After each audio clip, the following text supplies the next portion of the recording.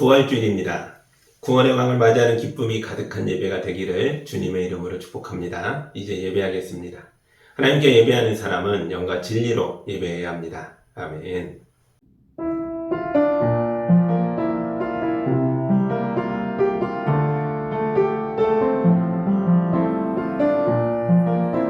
할렐루야. 죽은 지 사흘 만에 무덤문을 여시고 부활의 첫 예배가 되신 예수 그리스도를 찬양합니다. 부활절 아침에 드리는 우리의 예배를 기쁘게 받아 주옵소서.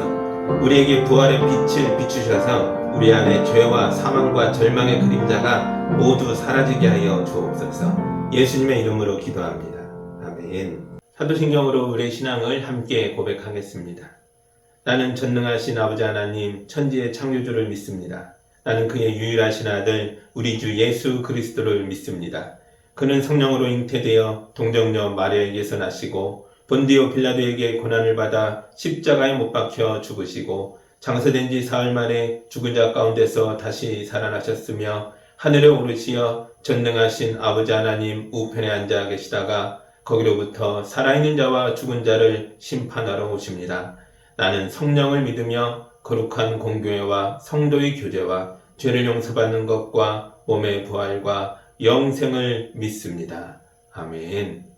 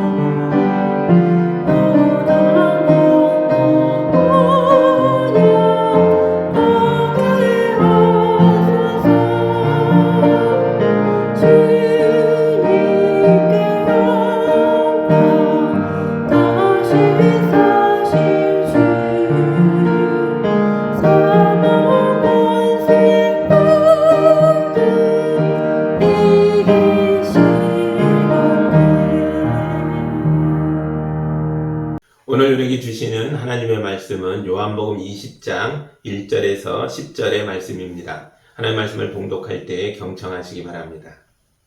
주간의 첫날 이른 새벽에 막달라 사람 마리아가 무덤에 가서 보니 무덤 어귀를 막은 돌이 이미 옮겨져 있었다. 그래서 그 여자는 시몬 베드로와 예수께서 사랑하시던 그 다른 제자에게 달려가서 말하였다. 누가 주님을 무덤에서 가져갔습니다. 어디에 두었는지 모르겠습니다. 베드로와 그 다른 제자가 나와서 무덤으로 갔다. 둘이 함께 뛰었는데 그 다른 제자가 베드로보다 빨리 달려서 먼저 무덤에 이르렀다. 그런데 그는 몸을 굽혀서 삼배가 놓여 있는 것을 보았으나 안으로 들어가지는 않았다.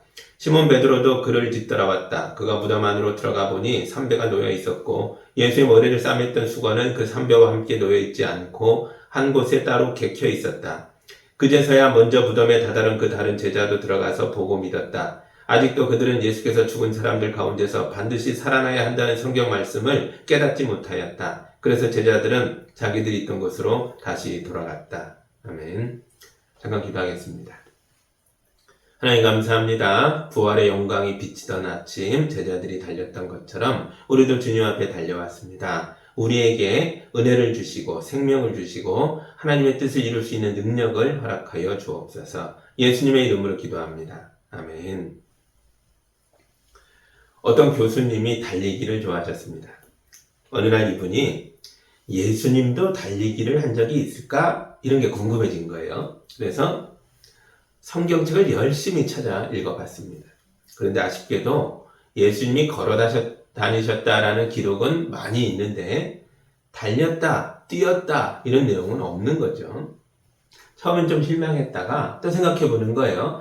그러면은 예수님이 얼마나 많이 걸으셨을까? 이게 또 궁금해졌어요. 성경도 피고 지도책도 펴서 예수님이 가셨던 지명들을 일일이 손으로 짚어가면서 이동 거리를 하나하나 재봤습니다. 계산을 다 해보니까 예수님이 다니셨던 공생의 3년 동안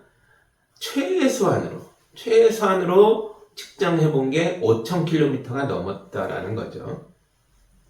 아마 더 걸으셨겠지만 근데 이걸 1년으로 5,000을 1년으로 나눠보니까 1년에 1,660km 정도 걸으셨다라는 뜻이 되고요. 일주일로 계산을 해보면 또 얼마를 걸으셨다? 32km를 걸으셨다 이러고요. 또 안식일을 빼고 나머지 날짜로 또 계산해보면 하루에 5.3km 정도 걸으셨다. 이런 계산이 나오더라는 거죠. 여기까지 연구해서 알아내고 얼마나 좋았겠어요. 그렇구나 했는데 가만히 생각해보니까 마음이 찡하면서 눈물이 쏟아지더라는 거예요.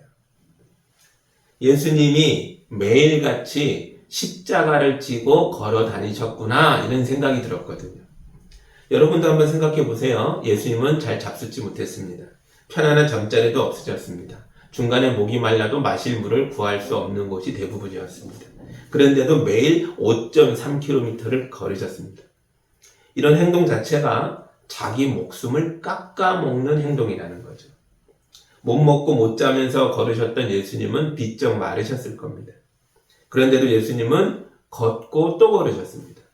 갈릴리 모든 마을마다 복음을 기다리는 사람들이 있었기 때문입니다.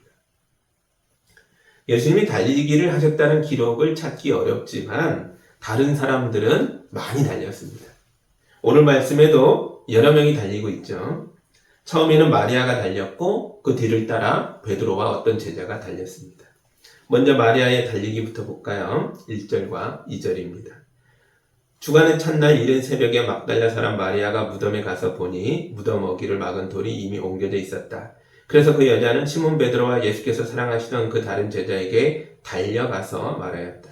누가 주님을 무덤에서 가져갔습니다. 어디에 두었는지 모르겠습니다. 아멘. 지난 금요일 날 예수께서 십자가에서 죽으셨습니다. 예수님의 제자들은 다 도망가고 없었기 때문에 산헤드린 공의의 원이며 돈도 있고 권력도 있었던 두 사람이 나섭니다. 예수님의 비밀 제자들이었던 아리마대 사람 요셉과 니고데모가 나서서 예수님의 장례를 치렀습니다. 그리고 주간의 첫날, 그러니까 오늘 부활절 아침, 주일 아침이 되자 예수님의 무덤 앞에 어떤 여자가 나타났습니다. 막달라 마리아입니다. 마리아가 예수님의 무덤에 와서 보니까 무덤의 어귀를 막아놨던 큰 돌이 옮겨져 있고 속이 비어 있다라는 거죠. 그래서 마리아가 제자들이 숨어 있는 곳까지 달려가서 누군가가 우리 주님의 시체를 훔쳐간 것 같아요 라고 말했습니다. 마리아가 달려와서 전해준 소식을 들은 제자들이 큰 충격에 빠졌겠죠. 모두 우왕좌왕하며 어쩔 줄 몰라 할 때에 베드로와 어떤 제자가 숨어있던 곳을 뛰쳐나와서 예수님의 무덤을 향해 달렸습니다. 3절과 4절입니다. 베드로와 그 다른 제자가 나와서 무덤으로 갔다. 둘이 함께 뛰었는데 그 다른 제자가 베드로보다 빨리 달려서 먼저 무덤에 이르렀다. 죽은 예수님을 애도하러 가는 거라면 이렇게 달리지 않아도 되죠. 무덤은 항상 그 자리에 있을 것이고 무덤 속에 누워있는 죽은 자도 어디 안 가고 항상 그 자리에 있을 것이기 때문입니다. 그런데 마리아가 달려와서 예수의 무덤이 비었더라 라는 소식을 전했습니다. 그래서 베드로와 어떤 제자가 예수님의 무덤을 향해 숨이 가쁘게 달립니다. 자기 이름을 말하지 않는 이 어떤 제자는 사실 요한입니다. 요한은, 사도 요한은 요한복음의 기록자잖아요. 그래서 자기가 등장하는 장면마다 이름을 빼고 어떤 제자라고 말합니다. 이 두 사람이 달렸습니다. 근데 성경에 나오지 않지만 베드로와 요한이 달려가는 그 뒤를 마리아가 뒤쫓아서 또 달렸을 겁니다. 왜 그렇습니까? 우리가 읽으면서 봤겠지만 나중에 마리아가 이 장소에 나타날 거거든요. 베드로와 요한이 왜 이렇게 열심히 달렸습니까? 예수님의 시신이 걱정돼서 그랬습니다. 예수의 무덤이 열렸다는 건 누군가 무덤에 침입했다는 뜻이잖아요. 누군가가 도둑인지 아니면 제사장들이 보낸 하수인들인지 모르겠으나 우리 스승님의 시신이 훼손됐거나 사라졌을 수도 있다는 걸 알았기 때문에 부활절 아침에 죽은 예수를 찾으려고 제자들이 달리고 또 달렸던 것입니다. 이 사람들의 걱정은 충분히 그럴 수 있는 걱정이었습니다. 예수님 시대에는 무덤을 털어가는 도둑들이 실제로 많이 활동했습니다. 가난한 사람들의 시체는 아무데나 묻었지만 부자들은 좀 달랐죠. 그들은 언덕에다 작은 동굴을 파고 그 안에 시체를 넣고 짐승들이 들어가지 못하게 입구를 돌로 막았습니다. 이런 무덤을 하나 만드는데 막대한 돈이 들었기 때문에 한 개의 무덤을 집안 대대로 사용하는 경우도 흔하게 있었습니다. 그래서 부자들의 무덤은 도적들의 표적이 되었습니다. 시체와 함께 넣은 부장품들이나 시체를 쌌던 고급 수의나 이런 걸 훔쳤던 거죠. 클라우디우스 황제가 유대 지역의 무덤을 도구로 하는 도둑들을 잡아서 사형에 처했다라는 기록도 전해지고 있습니다. 그런데 제자들이 무덤 속에 들어가 조사를 해보니까 모든 물건이 제자리에 다 있었고 오직 예수님의 시체만 없었습니다. 아니 딱 하나가 달라졌는데요. 예수님의 머리를 싸맸던 수건이 곱게 개켜져서 한 곳에 따로 놓여 있었습니다. 6절과 7절입니다. 시몬 베드로도 그를 뒤따라왔다. 그가 무덤 안으로 들어가 보니 삼배가 놓여 있었고 예수의 머리를 싸맸던 수건은 그 삼배와 함께 놓여 있지 않고 한 곳에 따로 개켜 있었다. 요한은 이게 무슨 뜻인지, 무슨 의미인지, 왜 이렇게 된 것인지에 대해서 아무 설명을 하지 않은 채로 자기가 목격했던 현장을 있는 그대로 솔직하게 기록하고 있습니다. 그래서 빈 무덤의 현장이 우리에게 더욱더 현실감 있게, 현장감 있게 다가오고 있습니다. 여러분이 이 현장을 들여다보면서 탐정처럼 추리해 보십시오. 무덤 속에 예수님의 몸을 눕혀놨던 돌침대가 있고 그 위에 예수님의 몸을 덮었던 삼배천이 길게 놓여 있었습니다. 부자인 아리마대 사람 요셉이 제공한 삼배천입니다. 틀림없이 굉장히 비싼 고급 수의였을 겁니다. 그런데 아무도 이 천을 가져가지 않았습니다. 그러므로 도둑이 와서 무덤을 연 게 아니라는 거죠. 그럼 제사장이 보낸 하수인들이 예수님을 훔쳐간 걸까? 그렇다고 하기에는 한쪽에 곱게 개켜있는 수건이 너무 이상합니다. 이 수건은 죽은 사람의 얼굴을 싸서 동여 매놓은 수건이었습니다. 캄캄한 밤에 와서 예수의 시체를 훔쳐가는 사람들이 예수님의 얼굴을 단단하게 가려놓은 수건만 따로 빼서 잘 개서 두고 간다? 과연 시체 도둑이 그런 일을 할까요? 그럴 리가 없습니다. 현장의 증거들은 물건을 훔치는 도둑도 없었고 시체를 훔치는 도둑도 없었다라고 말하고 있는 겁니다. 그렇다면 이 증거들이 가리키는 진실은 하나뿐입니다. 예수님의 부활입니다. 예수님이 스스로 일어나셔서 얼굴을 가렸던 수건을 풀어 한쪽에 잘 개어놓고 자기 몸을 덮었던 삼배천도 걷어서 그 자리에 두고 무덤을 막고 있던 커다란 돌을 치우고 뚜벅뚜벅 스스로 무덤을 나가신 것이라면 이 모든 게 말이 됩니다. 그래서 빈 무덤이 예수님 부활의 가장 강력한 증거라고 말하는 것입니다. 그러나 믿음이 없으면 아무것도 깨닫지 못합니다. 깨달음이 없으면 변하는 것도 없습니다. 처음에는 베드로와 요한도 그랬습니다. 9절을 봅니다.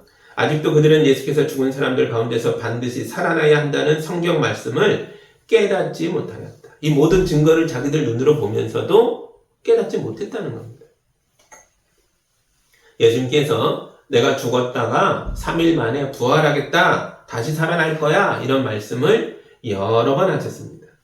죽은 자들이 언젠가 다시 살아날 것이다 라는 말씀이 구약 성경에도 여러 차례 등장하고 있습니다. 제가 그 중에 하나를 읽어드리겠습니다. 이사야서 25장 7절과 8절입니다.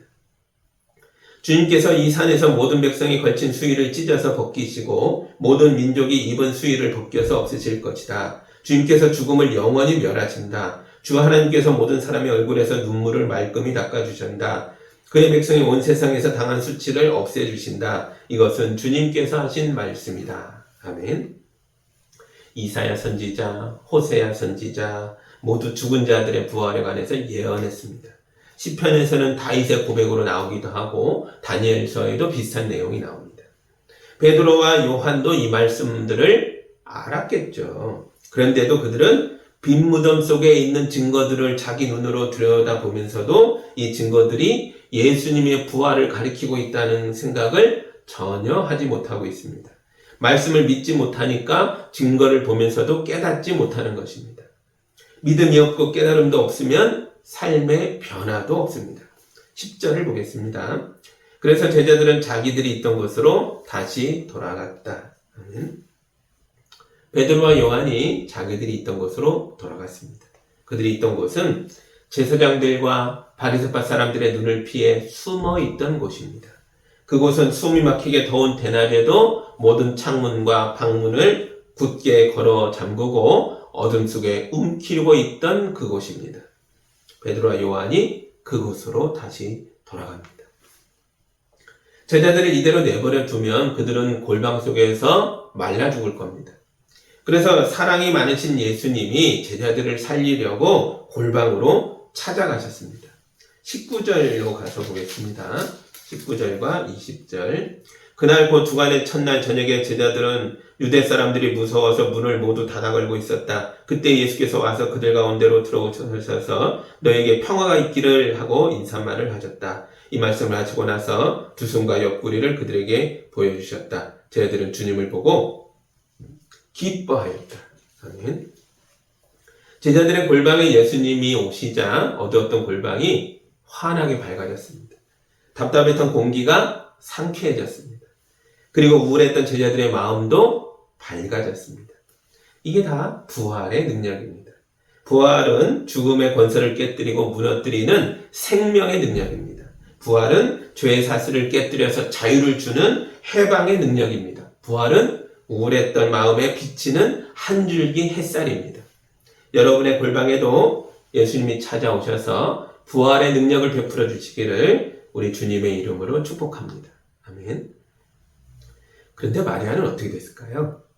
마리아는 무덤에서 예루살렘까지 달려갔잖아요. 그리고 이번에는 무덤으로 가는 베드로와 요한의 뒤를 쫓아 또 달렸을 겁니다. 무덤과 예루살렘 사이를 왕복 달리기를 하고 있는 겁니다. 그래서 마리아가 많이 지쳤겠죠. 그래서 베드로와 요한보다 한참 늦게 무덤에 도착합니다. 마리아가 무덤에 도착해 보니까 두 제자는 이미 돌아가고 없었습니다. 그러나 마리아는 멈추지 않고 또 뜁니다. 잃어버린 예수님을 되찾으려고 동산의 모든 곳을 뛰어다니면서 수색했습니다. 그러다가 결국에 동산의 어느 모퉁이에서 부활하신 예수님을 만났습니다. 16절을 가서 보겠습니다. 예수께서 마리아야 하고 부르셨다. 마리아가 돌아서서 시브리 말로 라브니 하고 불렀다. 그것은 선생님이라는 뜻이다. 아멘. 부활하신 예수님께서 마리아야, 이 여인의 이름을 불러주셨습니다. 이름을 부르시는 예수님의 음성에 따뜻함, 친밀함, 부드러움 이런 게 가득 찼던 것 같습니다. 자기를 이렇게 불러주는 사람은 이 세상에 오직 한 분 예수밖에 없었습니다. 그래서 마리아가 바로 알아채고 돌아서서 선생님 하고 대답했습니다. 마리아가 왜 새벽부터 또 뛰고 또 뜁니까? 예수님을 사랑했기 때문입니다. 부활절 아침이었지만 제자들은 두려워 모두 골방에 숨어 있었습니다. 당연히 마리아도 두려웠겠죠. 그러나 사랑이 두려움을 이겼습니다. 마리아는 예루살렘에서 동산으로, 다시 동산에서 예루살렘으로, 또다시 예루살렘에서 동산으로, 동산에 와서도 수색하느라고 쉬지 않고 달렸습니다. 마리아의 부활절 아침 왕복 달리기가 자기를 향한 뜨거운 사랑이라는 것을 예수님도 아셨습니다. 그래서 예수님이 마리아를 부활의 첫 증인으로 세우시고 자기의 첫 번째 명령을 전달하는 사자가 되게 하셨습니다. 17절과 18절을 또 보겠습니다. 예수께서 마리아에게 말씀하셨다. 내게 손을 대지 말아라. 내가 아직 아버지께로 올라가지 않았다. 이제 내 형제들에게로 가서 이르기를 내가 나의 아버지 곧 너희의 아버지 나의 하나님 곧 너희 하나님께로 올라간다고 말하여라. 막달라 사람 마리아는 제자들에게 가서 자기가 주님을 보았다는 것과 주님께서 자기에게 이런 말씀을 하셨다는 것을 전하였다. 아멘. 구약시대에는 하나님의 말씀을 전하는 사람들을 선지자라고 불렸습니다. 오늘날 교회에서는 이런 사람을 목사라고 부릅니다. 예수님이 마리아를 구약시대의 선지자처럼 오늘날 교회의 목사처럼 거룩한 말씀을 전하는 자로 세우셨습니다. 그것도 제자들에게, 사도들에게 가서 주의 말씀을 전하는 자로 높이 들어 쓰셨습니다. 우리 교회 모든 여성들도 마리아처럼 믿음의 경주를 열심히 달려서 복음의 메신저로 높이 들려 쓰임 받으시기를 주님의 이름으로 축복합니다. 아멘. 달리기를 잘해서 복을 받은 사람들이 또 있습니다. 올해 성서정과에서는 부활절 말씀으로 요한복음 20장과 함께 사도행전 10장을 읽으라고 권면하고 있습니다. 사도행전 10장에는 가이사랴 로마 백부장 고넬료 가정이 하나님의 복음을 받아들이고 성령 충만해지고 세례받아 교인이 되는 이야기가 나옵니다. 가이사랴 백부장 고넬료가 기도 중에 환상을 보게 됐습니다. 요바에 있는 베드로를 초청해서 그가 전해주는 하나님의 말씀을 받으라는 것입니다. 그래서 고넬료가 베드로를 자기 집에 초청하기 위해서 사람을 보냈고 베드로가 왔고 베드로가 말씀을 전하는데 아직 설교 중인데 성령이 임했습니다. 성령 충만해져서 방언을 하고 뜨겁게 기도하고 회개하는 장면을 보고 베드로가 하나님이 이미 일하시는데 내가 왜 가만히 있어야 되겠냐 하면서 세례를 줍니다. 이 고넬료 가정이 이방인 최초의 구원받은 가정으로 탄생하는 장면입니다. 그런데 이 놀라운 이야기 속에 숨은 조력자들이 있었습니다. 그들은 하나님의 놀라운 사건이 현실이 될 때까지 뛰고 또 뛰었습니다. 그들이 바로 고넬료가 요바로 보냈던 부하들입니다. 고넬료가 환상을 봤던 시간이 오후 3시쯤이었는데요. 기도를 마친 고넬료가 내려와서 자기 하인 2사람과 경건한 부하 1사람을 불렀습니다. 그리고 요바로 보냅니다. 그런데 가이사랴에서 요바까지의 거리가 40km입니다. 당시에 로마 군단에 훈련받은 군인이 하루 동안 최대로 많이 가면 33km 정도 갔다라고 기록에 되어 있습니다. 그러니까 가이사랴에서 요바까지의 거리가 40km라는 건 강하게 훈련받은 로마 군인이라도 버겁다라고 느끼는 거리였다는 거죠. 그런데 성경을 보면 다음날 오전에 3사람이 요바에 나타납니다. 그들이 낮 12시쯤에 베드로가 머무는 집의 문을 두드렸습니다. 어떻게 이런 일이 가능했을까요? 성경에 기록되어 있지 않지만 세 사람이 어두운 밤길을 밤새 달렸을 겁니다. 오후 늦게 욥바로 가라는 명령을 받았어요. 다음날 오전 12시에 베드로의 집을 문을 두드렸습니다. 밤새 달리지 않고는 이런 일이 가능하지가 않다는 거죠. 이 세 사람의 충성스러운 달리기 덕분에 최초의 이방인 성도들이 탄생할 수 있었던 것입니다. 성경에 보면 고넬료의 가족과 그의 부하들도 세례받고 구원받았다라고 나옵니다. 틀림없이 밤이 새도록 달렸던 이 충성스러운 세 사람도 성령 충만해졌고 예수의 이름으로 세례를 받아 구원받은 백성이 됐을 줄 믿습니다. 아멘. 사도 바울은 고린도 교회 교인들에게 편지를 써서 경기장을 달리는 선수들처럼 신앙생활을 하십시오. 나도 그렇게 뛰고 있습니다. 이렇게 말합니다. 고린도전서 9장 24절과 25절을 읽어드리겠습니다. 경기장에서 달리게 하는 사람들은 모두 달리지만 상을 받는 사람은 하나뿐이라는 것을 여러분 알지 못합니까? 이와 같이 여러분도 상을 받을 수 있도록 달리십시오. 경기에 나서는 사람은 모든 일에 절제를 합니다. 그런데 그들은 썩어 없어질 월계관을 얻으려고 절제를 하는 것이지만 우리는 썩지 않을 월계관을 얻으려고 하는 것입니다. 아멘. 세상 사람 모두가 경기장의 선수들처럼 열심히 살고 있습니다. 그런데 그 사람들의 목표는 썩어 없어질 월계관이었습니다. 그러나 우리 그리스도인들의 목표는 다릅니다. 우리는 썩지 않을 월계관을 얻으려고 달리고 있습니다. 우리가 결승선에 들어갔을 때 얻게 될 면류관은 하나님이 주시는 영광입니다. 하나님의 은혜입니다. 하나님의 나라입니다. 죽음을 이기고 승리하신 예수 그리스도의 생명입니다. 그러나 혼자 달리면 외롭습니다. 우리가 지쳐서 중간에 포기하고 싶어질 때 우리 손을 잡아주고 격려해주고 도와주고 함께 달려줄 사람이 필요합니다. 얼마 전에 한강변에 나갔다가 달리게 하는 사람들을 보았습니다. 10명 정도가 함께 달리고 있었는데요. 나이와 성별이 다 다양하더라고요. 중년의 어르신들도 있고 30대, 20대로 보이는 사람도 있고 초등학생도 있더라고요. 그래서 저는 처음에 대가족이 운동하러 왔나 보다 이렇게 생각했는데 알고 보니까 가족이 아니라 러닝크루라는 거예요. 무리를 지어 달리는 달리기 모임을 러닝크루라고 합니다. 우리에게도 러닝크루가 있다고 하는 것이죠. 교회가 우리의 러닝크루입니다. 부활절의 아침을 달렸던 사람들도 예루살렘으로 돌아와서 제일 먼저 한 일이 교회를 세우는 일이었습니다. 그들은 예루살렘 교회를 세우고 공동체를 이루었습니다. 그리고 함께 신앙의 경주를 달렸습니다. 그래서 그들이 끝까지 완주할 수 있었던 것입니다. 우리가 교회로 모여 신앙의 경주를 달릴 때 우리 옆에서 예수님도 함께 뛰십니다. 왜냐하면 교회가 바로 예수의 몸이기 때문입니다. 그래서 우리가 교회를 이루어 함께 뛰면 예수님도 우리와 함께 뛰는 거라는 거죠. 함께 달려야 재미있고 오래 달릴 수 있고 끝까지 달릴 수 있습니다. 마리아처럼 부활절 아침을 향해 달려가십시오.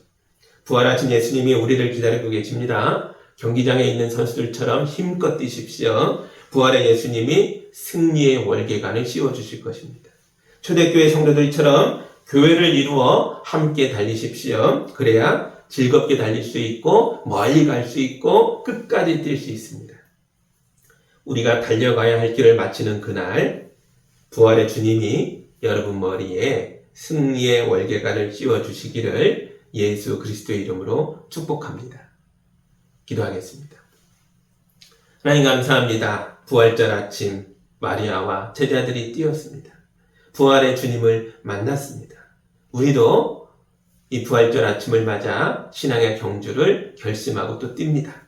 혼자 뛰기 힘들어 우리 교회와 함께 신앙의 동지들과 함께 달려갑니다. 우리에게 신앙의 승리의 경주를 마치는 그날, 우리의 달려갈 길을 다 마치는 그날 월계관을, 하나님의 영광을, 하나님의 은혜를, 부활을 씌워 주시옵소서. 예수 그리스도의 이름으로 기도하옵나이다. 아멘. 사랑의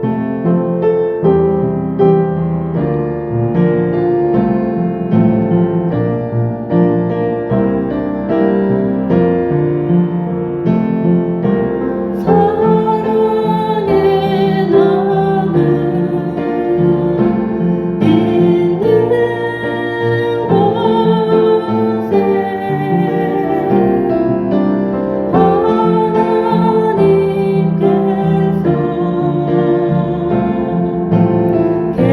곳에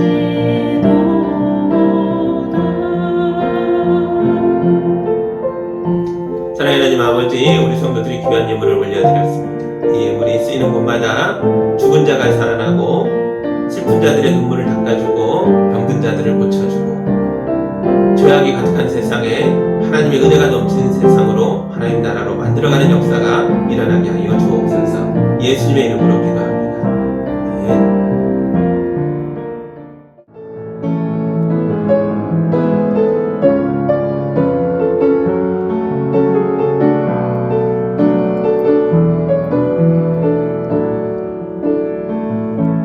세상을 보니 그들이 증명하는 것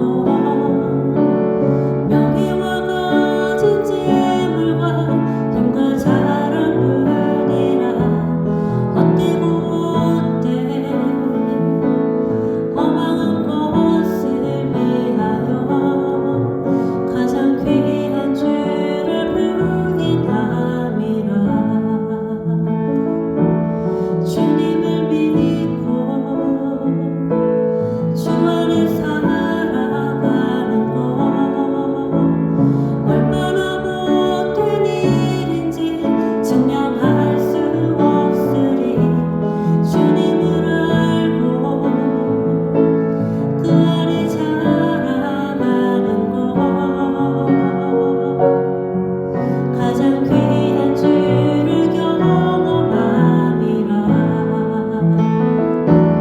하늘의 것을 구하게 하소서. 영원한 것을 놓치지 않으리. 주님의 말씀 내 삶의 능력 되시니 나 주를 힘입어 그의 뜻 이루리. 내가 속한 곳 거룩하게 하소서. 주님의 마음 놓치지 않으리. 주님의 세대 믿음이 여간 증인이 되어 거룩한 주의 나라 세워가리.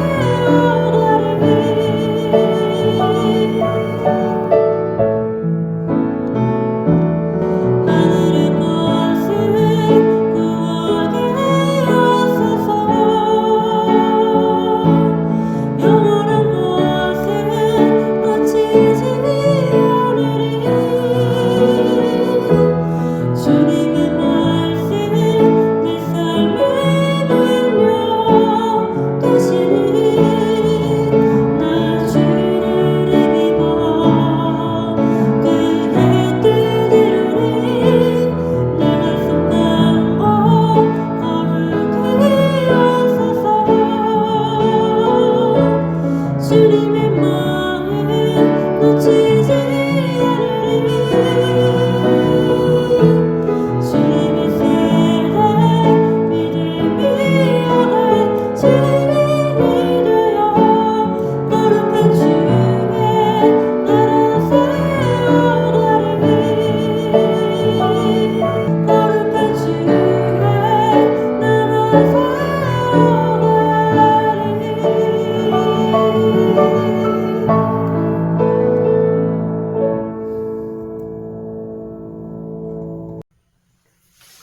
이제는 우리 주 예수 그리스도의 은혜와 우리 하나님 아버지의 크신 사랑하심과 성령님의 인도하심과 교통하심이 부활절 아침을 향해 달려나가는 우리 모든 성도들 위해 이제로부터 영까지 함께하기를 간절히 축원하옵나이다. 아멘.